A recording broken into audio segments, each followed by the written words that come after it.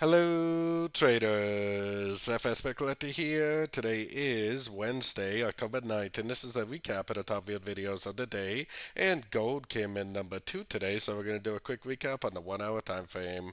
If you didn't see my full top down analysis on gold from this morning, make sure you check out the video linked at the end of this video over here.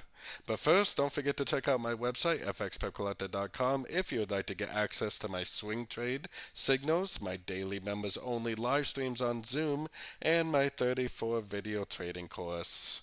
So anyways, we have FOMC meeting minutes coming out in about 30 minutes or more. Depending on what the meeting notes say from last FOMC meeting, I guess depends on the volatility we see. To me, it looks like an ABC correction on the daily, on the 1 hour time frame. It looks like a nice little downtrend. Looks like a nice 1, 2, 3 up for the wave B. Looks like 1, 2, 3, 4, 5 waves down for wave C. We haven't really hit the next fib level yet, so I wouldn't be surprised if it did kind of bounce down to that fib level.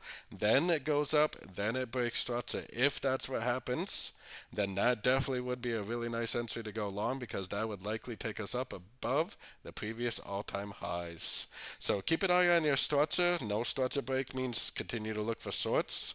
We have CPI inflation data coming out tomorrow, which is a bigger, better news event.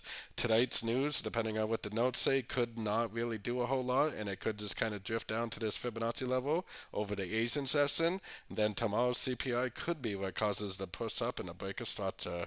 So definitely keep an eye on your structure and you should be trading in the right direction. So anyways, like I said, we have FOMC meeting minutes coming out in about 30 minutes, which is definitely a pretty big news event. It's about 6:30 here, UK time.